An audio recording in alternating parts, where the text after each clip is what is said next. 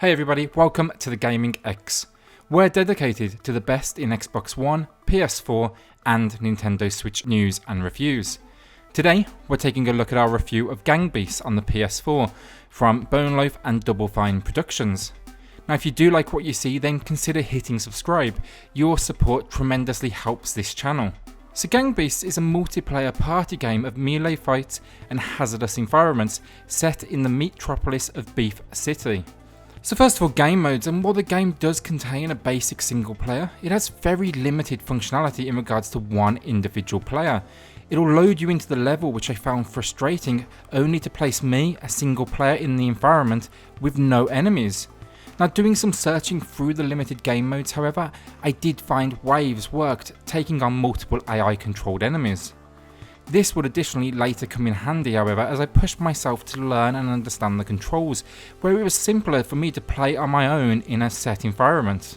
Now really, let's face it, multiplayer is what we are here for, and this features both local and online multiplayer.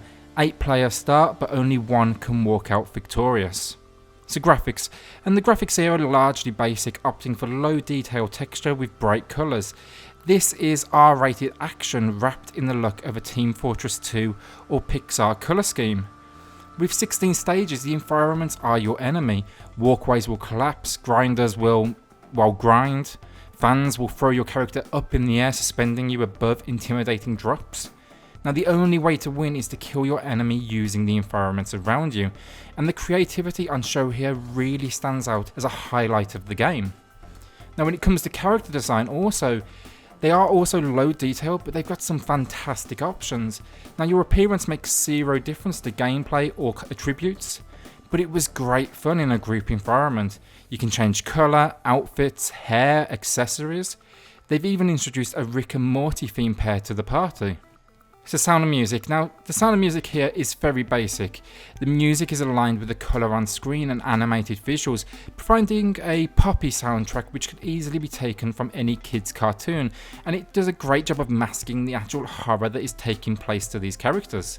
Sound effects are limited, and this is an issue where they could have reinforced the horror, but a large amount of the environmental hazards are paired with zero sound effects.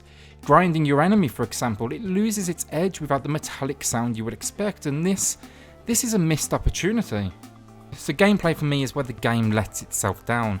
Controls are basic: punch, kick, lift, grab, climb and headbutt your way through your enemies.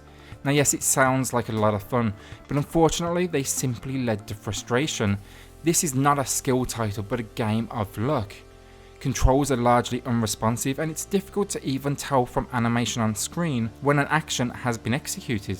The tally is actually the sound effects accompanying these physical attacks. The controls largely frustrated me throughout online, and I resorted to button mashing by my second battle. My desire to return to online following this review is minimal.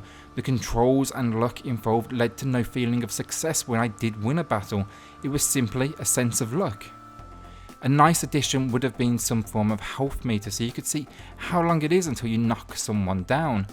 I can't say the controls are broken because this was clearly done on purpose. This control scheme is just not for me. Now additionally, the game does little to explain itself. There's no training mode, stars are actually awarded after each battle, but it doesn't explain what they are.